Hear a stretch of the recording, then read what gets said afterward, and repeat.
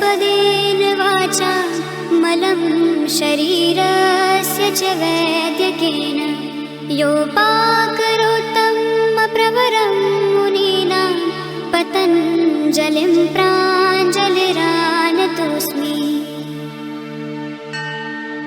योगेन चित्तस्य पदेन वाचा मलं शरीरस्य च वैद्यकेन योपाकरोत्तम प्रवरं मुनीनां पतञ्जलिं प्राञ्जलिरानतोऽस्मि।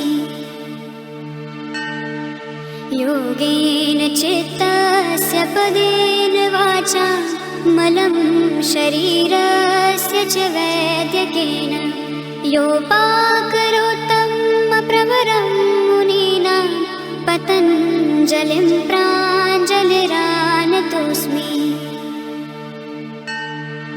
योगेन चित्तस्य पदेन वाचा मलं शरीरस्य च वैद्यकेन योपाकरोत्तम प्रवरं मुनीनां पतञ्जलिं प्राञ्जलिरानतोऽस्मि। योगेन चित्तस्य पदेन वाचा मलं शरीरस्य च वैद्यकेन योपाकरोत्तम प्रवरं मुनीनां पतञ्जलिं प्राञ्जलिरानतोऽस्मि।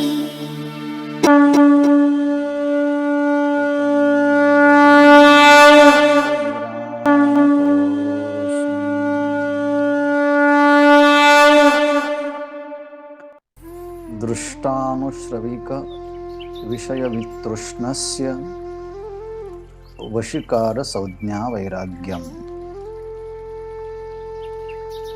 भगवान पतंजलि महर्षि जी ने हमें मन की शुद्धि के लिए योग सूत्र दिया है, योग दर्शन की रचना की है और वाणी के सभी दोष निकालकर वाणी में शुद्धता, गंभीरता और प्रसन्नता लाने के लिए पातंजल सूत्र के तरह व्याकरण महाभाष्य लिखा है और शरीर के रोग निवारण के लिए आयुर्वेद शास्त्र लिखा है, मतलब उन पर ग्रंथ लिखे हैं, जैसे कि चरक संहिता। इसका मतलब ईश्वर साक्षात्कार करने के लिए हमारा तन अच्छा होना चाहिए, हमारा मन अच्छा होना चाहिए और हमारी वाणी भी अच्छी होनी चाहिए।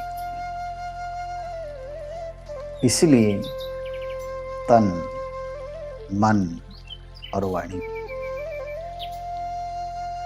सामर्थ्य संपन्न हो, ओजस्वी हो, तेजस्वी हो, ओज और बल से युक्त हो, तो हम आध्यात्मिक साधना से विश्व में एक क्रांति कर सकते हैं, कुछ विशेष लाभ विश्व को पहुंचा सकते हैं। और ये होने के लिए शरीर में कोई दोष न हो, वाणी में कोई दोष न हो, मन में कोई दोष न हो। ये सब हमें प्रदान करने के लिए महर्षि पतंजलि ने जो किया है, उसके लिए हम शतशः नतमस्तक होते हैं, क्योंकि जो उन्होंने काम किया है ऐसा शायद एक ही व्यक्ति इतने शास्त्रों में प्रगत होता है, इसे कम होते हैं। इसलिए पतंजलि जी के व्यक्तिमत्व पर आकृष्ट हुए महर्षि व्यास जी ने भाष्य लिखा।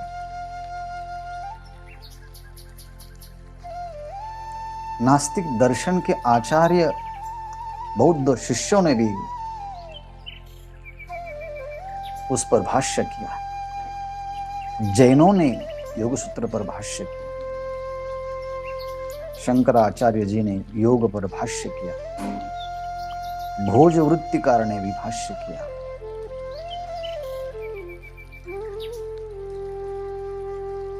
षड दर्शन पर जिन्होंने अपने प्रभाव से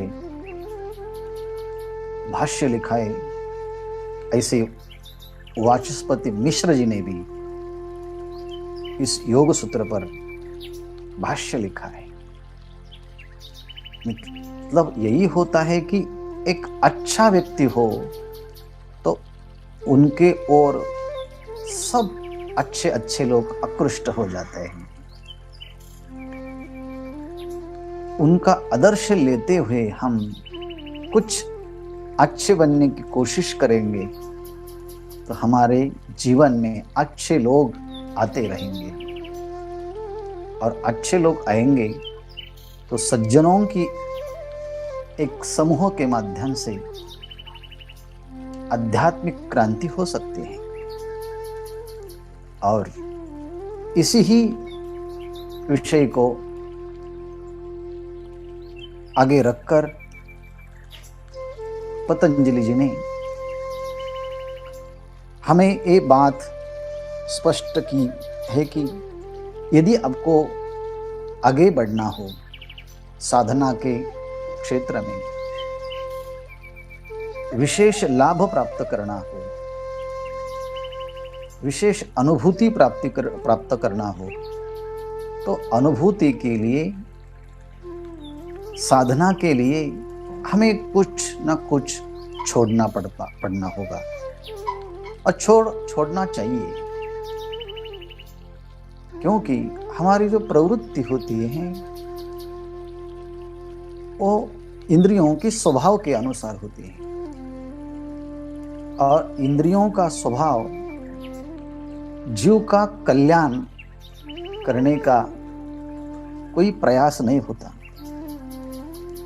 यदि हम हमारा कल्याण करेंगे तो हम हमारा मित्र बन जाते हैं, और मित्र बनने के लिए हमें प्रयास करना चाहिए कि मन हमारा मित्र होना चाहिए, बुद्धि भी हमारी सहेली होनी चाहिए, इंद्रिय समुदाय भी हमारा मित्र जैसा बनना चाहिए। मतलब जब हम हमारा कल्याण चाहते हैं, सुख चाहते हैं, निर्वाण चाहते हैं, तो उनके लिए सहयोग मन का भी होना चाहिए, बुद्धि का भी और इंद्रियों का भी। इसलिए जो मन, बुद्धि, इंद्रियां और शरीर, उनका सहयोग लेने के लिए हमें बहुत प्यार से we have to deal with them very intelligently। उस इंद्रियों के साथ, मन के साथ अच्छा तरह से, संस्कार के साथ हमारे अनुकूल उनको बनाना चाहिए। और जब ऐसा हो जाता है तब हम हमारे मित्र हो जाते हैं। उद्धरेदात्मनात्मानं नात्मानं अवसादयेत् आत्मयो ह्यात्मनो बंधु रात्मैव रिपुरात्मनः। तो उसके लिए क्या करना चाहिए? तो उसके लिए योग सूत्र में 2 शब्द बार बार शुरू से अंत तक आते हैं, और उसी का महत्व बहुत ही हर क्षेत्र में है, चाहे योग हो, ज्ञान हो, भक्ति हो, उपासना हो, अष्टांग योग हो, सभी क्षेत्र में वो 2 शब्द बहुत ही जरूरी है, और वो है अभ्यास, और दूसरा है वैराग्य। तत्र स्थितो यत्नो अभ्यासः, चित्त को एक जगह पर स्थिर करने का जो प्रयास किया जाता है बार बार बार बार, वो अभ्यास होता है। तत्र स्थितो यत्नो अभ्यासः। और अभ्यास से क्या होता है, चित्त कुछ क्षण के लिए, कुछ पलों के लिए स्थिर हो जाता है, फिर हमारे हाथ से छूट जाता है, फिर इंद्रियों के माध्यमों से विषयों की ओर चला जाता है। जैसे कि पंछी जब छूट जाता है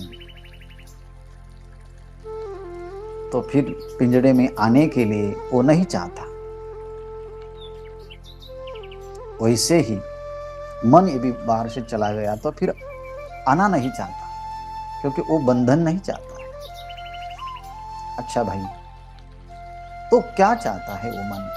इंद्रियों के माध्यम से बाहर जाकर चाहता क्या है? वो चाहता है सुख, वो चाहता है आनंद, वो चाहता है प्लेजरेबल सेंसेशन। तो जीव उनका अनुसरण करते हुए प्रयास करता है, हर चीज पाने की कोशिश करता है। झोपड़ी में रहने वाले लोग फ्लैट में रहना पसंद करते हैं, मोटरसाइकिल से ट्रैवलिंग करने वाले मर्सिडीज लेना चाहते हैं। जिसके पैर में कुछ नहीं, नंगे पैर चलते हैं, वो चाहता है कि कुछ ना कुछ हमें मिल जाए इस धूप से बचाने के लिए, वो शूज चाहता है। मतलब हर व्यक्ति आपकी इंद्रियों से, मन से, शरीर से सुख की अनुभूति चाहता है। तो क्या ये सभी के सभी विषय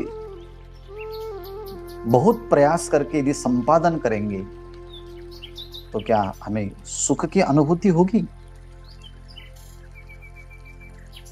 कितने भी विषय हम संपादन करेंगे, नए नए नए नए, तो कुछ क्षणों में पुराने हो जाते हैं।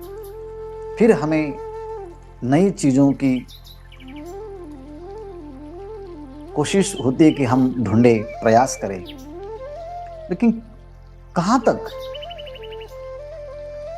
अंगम गलितम पलितम मुंडम दशनम विहीनम जातम तुंडम। आचार्य जी कहते हैं कि शंकराचार्य जी, हम बूढ़े हो जाते हैं लेकिन मन की जो लालसा होती है, इच्छाएं होती हैं, वो विषयों की माध्यम से सुख की अनुभूति में वो लगन हो जाती है। लेकिन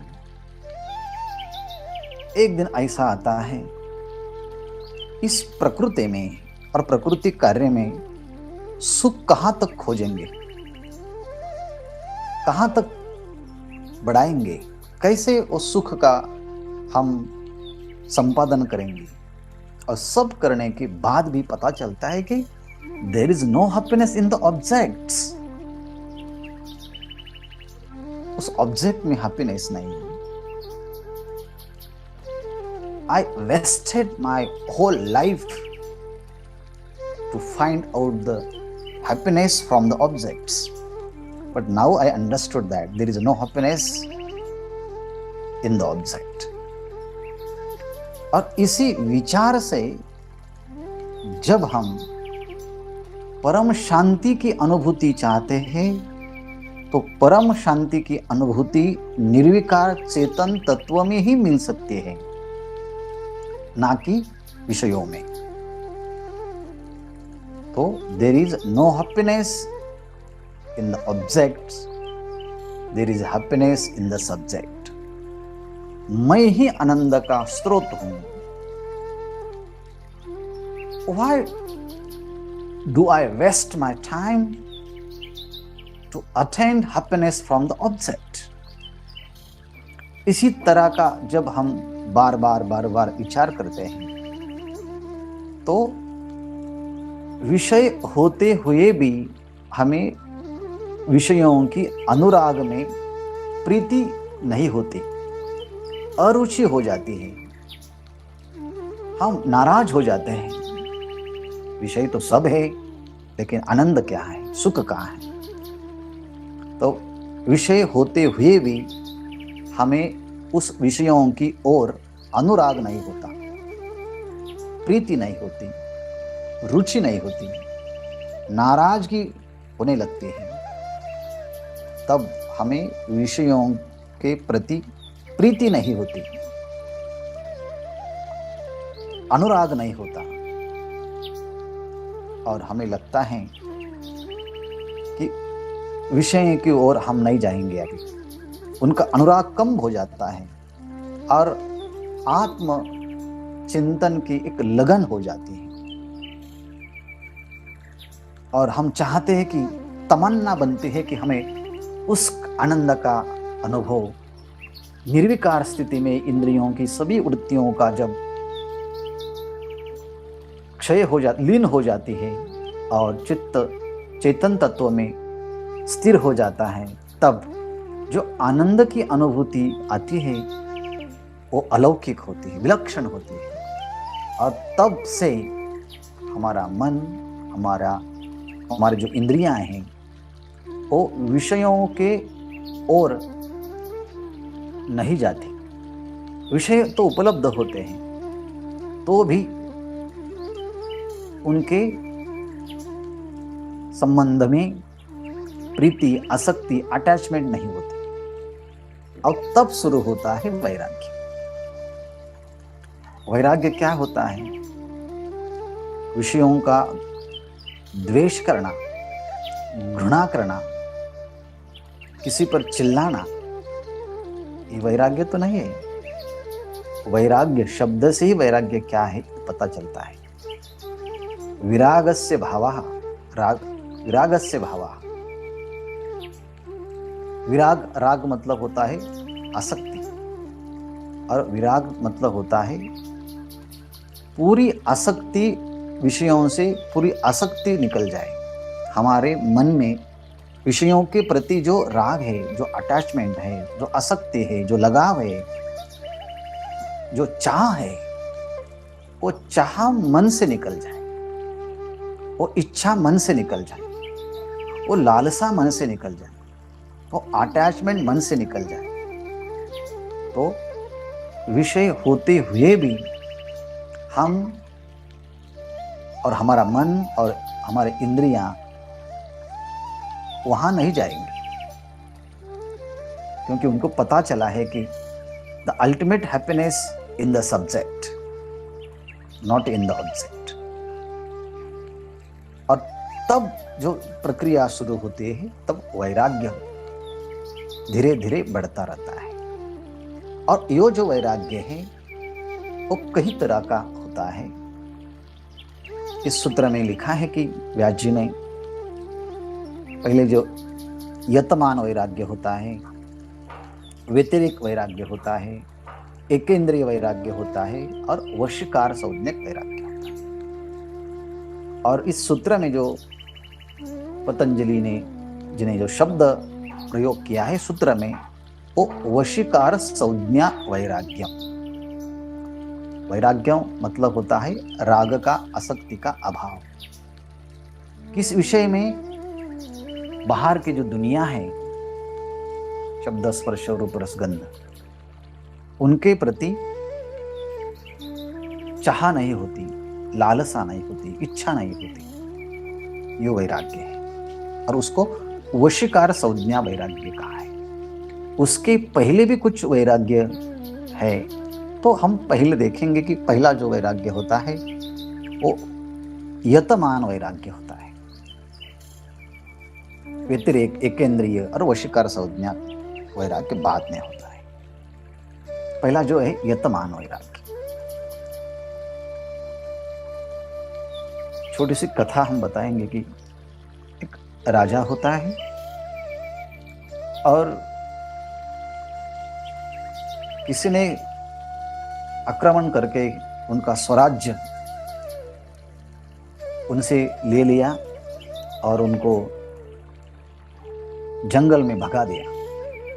वो महात्मा के पास गए, रहने लगे, लेकिन हर दिन हमारा इतना खजाना था, इतना पैसा था, सब लोग ले लेंगे और हम अब जंगल में क्या करेंगे। दूसरा एक धनिक वहां था, उन्होंने उनके पास जो भी था वो पुत्रों के लिए बांट दिया और पुत्रों ने उसको भगा दिया, जाओ आपका कोई काम नहीं यहाँ।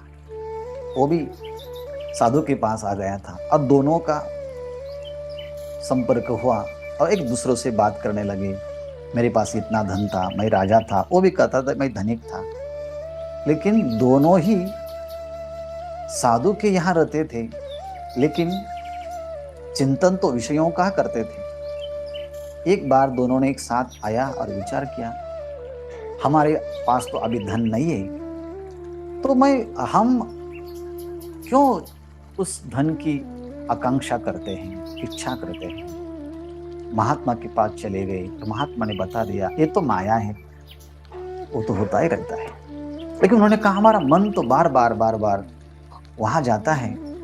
तो महात्मा ने कहा आप शक्ति की उपासना करो, ध्यान धारणा करो। उन्होंने दीक्षा दी और उनके प्रभाव से, साधना से उनका धीरे धीरे जो अटैचमेंट थी वो कम हो गई और फिर वो साधना करते रहे।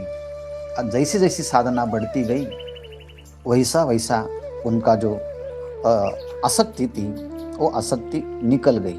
मतलब यतमान का मतलब होता है यतति, मतलब प्रयास करना।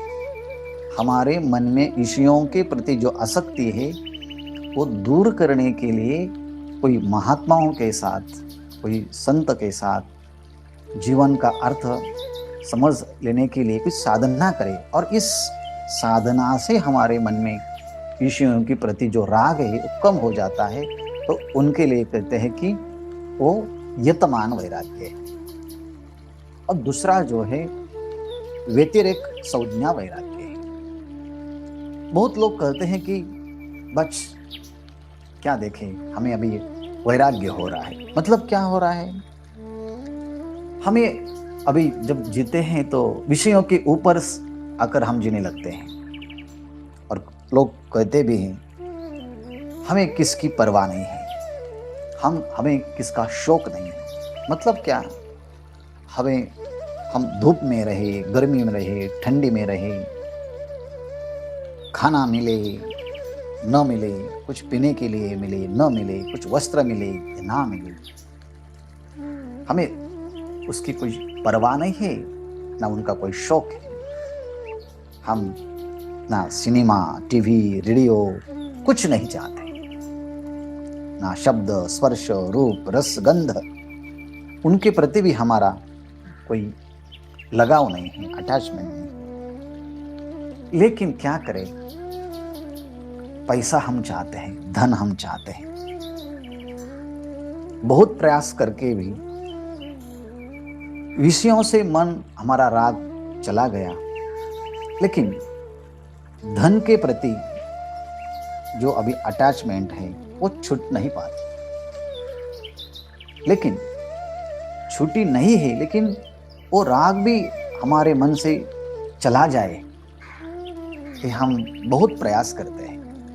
मतलब पहले हमारे मन में इतने चीजों के लिए अटैचमेंट होती थी, आसक्ति होती थी, लगाव होता था, लेकिन हमने प्रयास करके, अभ्यास करके इस इतने चीजों से ऊपर उठ गए हैं। फिर अभी एक ही चीज की लालसा और आकांक्षा मेरे मन में है, वो धन चाहता, पैसा चाहता। मतलब इतने चीज हमारे मन की ओर से चली गई और इतने चीज बाकी है, उसको बोलते व्यतिरेक। we have negated so many objects from the mind, but particular things or particular objects or particular attachment are existing in my mind. कुछ ना कुछ चीजों के लिए लालसा हमारे मन में है, लेकिन वो भी निकल जाए, ऐसा जब प्रयास होता है तो उन प्रक्रिया को व्यतिरेक वैराग्य कहते हैं। और उसके बाद जो आता है एकेंद्रिय संज्ञक वैराग्य। वो बोलते कि बस हमें अभी धन भी नहीं चाहिए, I have no attachment of the material objects.